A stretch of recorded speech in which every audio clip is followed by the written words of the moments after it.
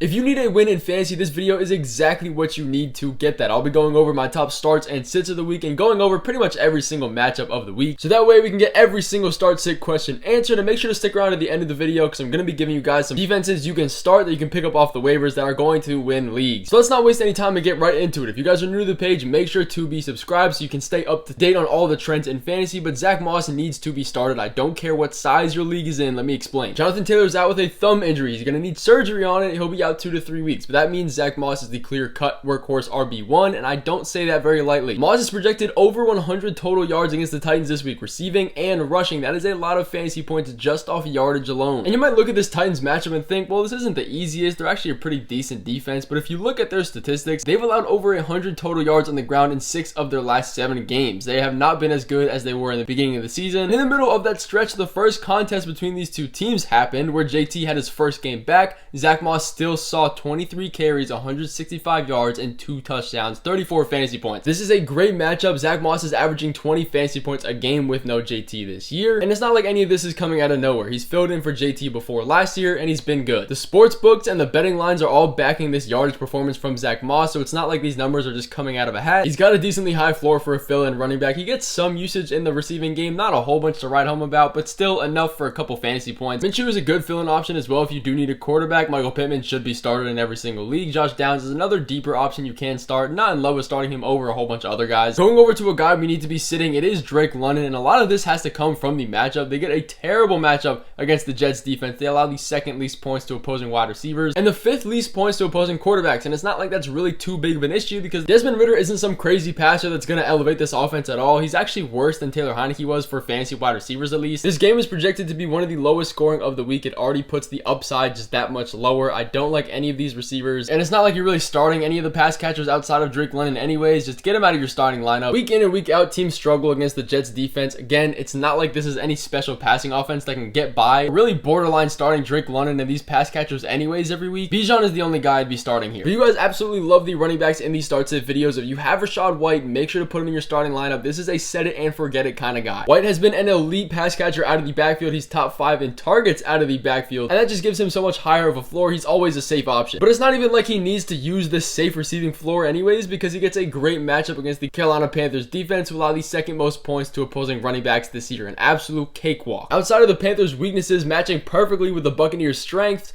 this team is also 1-10. They're not great. They are not a positive offense at all, which means the Buccaneers are projected to win this game by 6 points. That's where all the betting lines have them at, and that's something that we can trust because Vegas always knows more than all of us. But that just means an even more run-heavy game, and the Buccaneers don't really need to go up by that much to lead a run-heavy game anyways. It's not like the Panthers are a team that can come back from deficits. They're 1-10. He has the receiving upside. He has a great amount of rushing volume as well, and volume is king in fantasy football. I expect this to be a great matchup for him. He's a top 10 running back easily this week. I wouldn't start Baker Mayfield or Chris Godwin. They're kind of risky options. Maybe Mike Evans can be a startable option. He's fine if you got him. I also would start Adam Thielen, but let's go ahead and pump the brakes on Brian Robinson. And this might be a little bit controversial to some people because he has been doing pretty decent and getting involved in the receiving game as of late. He's gotten 7 targets averaged in his past 3 games. Now, this might look good on the outside, but when you really look into it, the reason this insane target volume has been up is because Antonio Gibson has been out and he's been missing games with injury, and that made Brian Robinson start to pick up some of that slack. Now he's back. He is healthy. His receiving line is back down to 2 receptions. He still has some upside, but nowhere near the 7-8 targets he was getting before. But outside of the receiving volume just automatically being lower, he also gets a pretty tough matchup against the Miami Dolphins defense, who doesn't have the toughest run defense in the NFL, but they are a tough team to run on for a couple reasons. They're allowing the 4th least amount of points to opposing running backs this year, and a lot of that has to do with how good this offense is. They're beating teams. They're putting up 30 points every game. They're controlling the offensive pace every game. And when you have other teams trailing and trying to play catch up, they don't really lean on run heavy scripts. It's just how it works. And when the Dolphins are projected to put up over 30 points this week and to win by 10, you can expect that it's going to be a pass heavy game, even more than the Commanders already pass. Sam Howell is a very pass heavy quarterback, whether he wants to or not. He has the most passing yards in the entirety of the NFL. This matchup in general just puts a damper on the run game. The Miami Dolphins haven't allowed a double-digit fantasy score since week 6. Terry is the only wide receiver I'm really confident in starting this week. Curtis Samuel can be a start as well. Everybody else in the Commanders I'm not really too excited about, even if it is going to be a pass heavy game. But if you guys have any specific specific start-sit questions from the players on your team that aren't in this video, make sure to comment it while you're watching this video. I answer 100% of them. But if you have Tank Dell, he is one of the strongest flex plays of the week, and I don't even think we can call him a flex play anymore. He might be a locked and loaded wide receiver too. Tank Dell has been averaging over 16 fantasy points on the entirety of the season. That's including the games he was injured, and he's proven to be one of the safer options, not just on the Texans offense, but in the NFL and fantasy in general. Outside of his first ever game in the NFL and the couple injury games that he did have, he's only gone under double-digit points twice. But some people are hesitant in putting him in their starting lineups because the Texans get a matchup against the Broncos defense, who have been turning it up as of late. They are pretty good, I will admit. They allow the 4th least points to opposing wide receivers, and this is a little bit scary. But I'm really not too worried about that. CJ Stroud has been looking like one of the best quarterbacks in the NFL, and especially in supporting fantasy wide receivers, and that's because he's passing one of the most in the NFL as well. He's top 5 in passing yards, and he averages 35 passing attempts a game. And if you have that high floor of passing volume and attempts, you have a better chance of producing because there's just so many more opportunities. And that's exactly what we've been seeing for Tank Dell. He's essentially the wide receiver 1 on this team now, and an offense that's getting 2 passing touchdowns a game on top of all the passing volume they already get. It's a great offense. His game should be closer. Tank Dell is projected for 5 receptions for 60 yards, so that's about the floor you can expect for him, and anything else on top of that, because you know he's a big play, bang bang kind of guy. I would be starting CJ Stroud as well as Nico Collins and even Devin Singletary if you need it. Not too in love with that. Don't start Dameon Pierce if you got the idea to do it. But a backfield we cannot be trusting. I don't care how deep your league is. Get these Panthers running backs out of your starting lineup. Chuba Hubbard, get him out. Miles Sanders, if you're even considering it, I don't know what you're doing playing fantasy. Get all these guys out of your starting lineup for a couple key reasons. The Panthers get one of the toughest matchups of the week against the Buccaneers defense, who allow the 2nd least points to opposing running backs. They are an insanely tough run defense. They are doomed from the beginning. This team, again, is 1-10. They are 30th in red zone efficiency, and that's the one thing you need as running backs to be a viable high upside running back. And it's not like any of their other numbers are good either. Their offensive line is terrible. None of these running backs are strong starts, even in good matchups. They don't really have great receiving upside, so there is no floor. You could very well expect 1 or 2 fantasy points from them. You're hoping for a touchdown. Adam Thielen, again, is a fine start. The Buccaneers pass defense is a lot worse than their run defense is. But if we're going to flip the script and talk about some teams that have a really high passing volume, Tua needs to be in your starting lineup 100% of the time. You might have 2 quarterbacks. If you got one,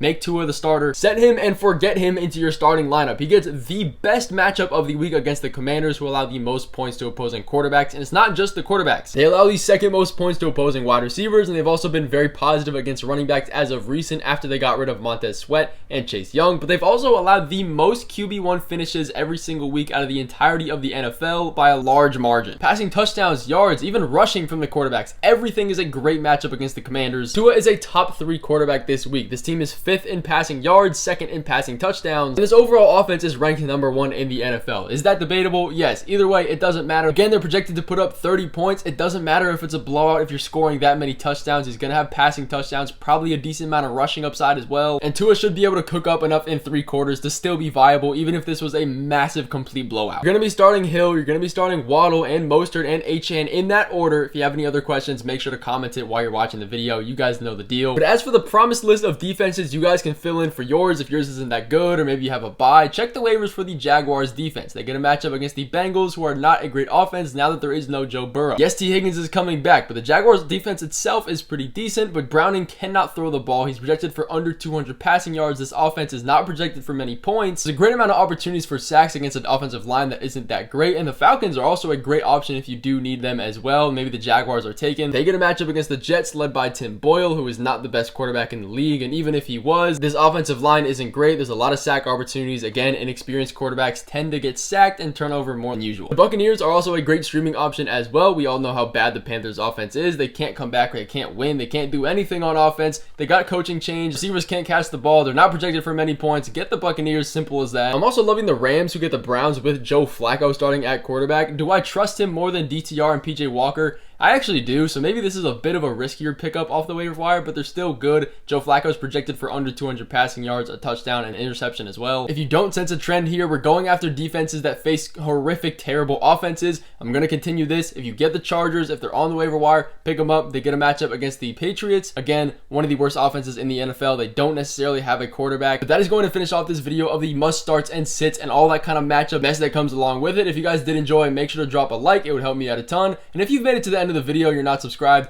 I don't know what you're doing. Make sure to come back for all of these videos coming after Sunday's games. I'll see you guys in those.